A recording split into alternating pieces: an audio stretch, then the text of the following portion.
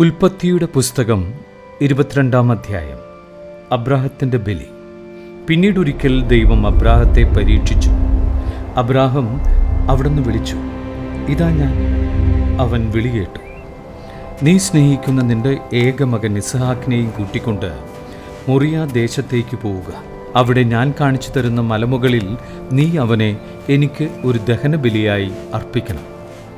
Abraham അതിരാവിലെ എഴുന്നേറ്റ് കഴുതയ്ക്ക് ജീനിയിട്ട് 2 വേലക്കാരെയും മകൻ ഇസ്ഹാക്കിനെയും കൂട്ടി ബലിക്ക് വേണ്ട വിറകും കീറിയെടുത്ത് ദൈവം പറഞ്ഞ സ്ഥലത്തേക്ക് പുറപ്പെട്ടു. 3-ാം ദിവസം അവൻ തലയുയർത്തി നോക്കിയപ്പോൾ അകലെ ആ സ്ഥലം കണ്ടു. അവൻ വേലക്കാരോട് പറഞ്ഞു, കഴുതയുമായി നിങ്ങൾ ഇവിടെ നിൽക്കുക, ഞാനും മകനും അവിടെ പോയി ആരാധിച്ച് തിരിച്ചു വരാം. അബ്രാഹം ദഹനബലിക്കുള്ള വിറകെടുത്ത് മകൻ ഇസ്ഹാക്കിൻ്റെ ചുമലിൽ വെച്ചു. കത്തിയും തീയും അവൻ തന്നെ എടുത്തു. അവർ ഒരുമിച്ച് മുന്നോട്ട് നടന്നു. ഇസ്ഹാക്ക് തൻ്റെ പിതാവായ അബ്രാഹത്തെ വിളിച്ചു, പിതാവേ. എന്താ മകനെ?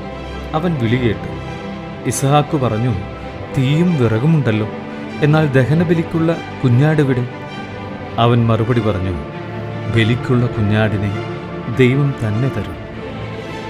അവരൊന്നിച്ചു മുന്നോട്ടു പോയി. ദൈവം പറഞ്ഞ സ്ഥലത്തെത്തിയപ്പോൾ അബ്രാഹം അവിടെ ഒരു ബലിപീഠം പണിതു. വിറക് അടുക്കി വെച്ചിട്ട് ഇസ്ഹാക്കിനെ ബന്ധിച്ച് വിറകിന് മീതെ കിടത്തി. മകനെ ബലി കഴിക്കാൻ അബ്രാഹം കത്തി കയ്യിലെടുത്തു. തൽക്ഷണം കർത്താവിൻ്റെ ദൂതൻ ആകാശത്ത് നിന്ന് അബ്രാഹം, അബ്രാഹം എന്ന് വിളിച്ചു. ഇതാ ഞാൻ. അവൻ വിളി കേട്ടു. കുട്ടിയുടെ മേൽ കൈ വയ്ക്കരുത്, അവനെ ഒന്നും ചെയ്യരുത്. നീ ദൈവത്തെ ഭയപ്പെടുന്നുവെന്ന് എനിക്കിപ്പോൾ ഉറപ്പായി. കാരണം നിന്റെ ഏകപുത്രനെ എനിക്ക് തരാൻ നീ മടി കാണിച്ചില്ല.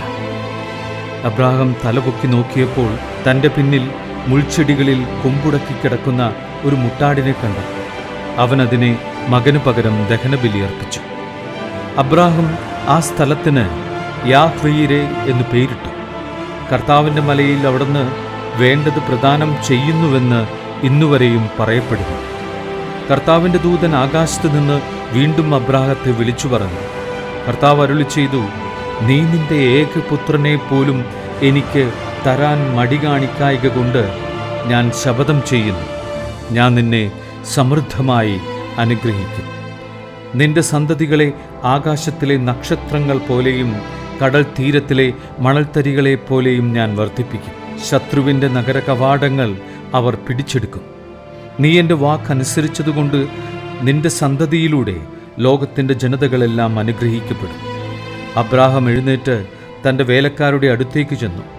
അവരൊന്നിച്ച് ബേർഷബയിലേക്ക് തിരിച്ചുപോയി. അബ്രാഹം ബേർഷബയിൽ പാർത്തു. തൻ്റെ സഹോദരനായ നാഹോറിന് മിൽക്കായിൽ മക്കളുണ്ടായ വിവരം അബ്രാഹം അറിഞ്ഞു. അവർ മൂത്തവനായ ഊസ്, അവൻ്റെ സഹോദരൻ ബൂസ്, ആരാമിൻ്റെ പിതാവായ കെമുവേൽ, കേസത്ത്, ഹാസോ, പിൽഷാദ്, ഈദ്ലാഹ്, ബത്തുവേൽ എന്നിവരായിരുന്നു. ബത്തുവേൽ റബേക്കായുടെ പിതാവായിരുന്നു. അബ്രാഹത്തിൻ്റെ സഹോദരനായ നാഹോറിന് മിൽക്കായിൽ ഉണ്ടായവരാണ് ഈ 8 പേരും. അതിനു പുറമെ അവൻ്റെ ഉപനാരിയായ റൗമായിൽ നിന്ന് തേബഹ്, ഗഹം, തഹഷ്, മാക്കാ എന്നീ മക്കൾ ജനിച്ചു.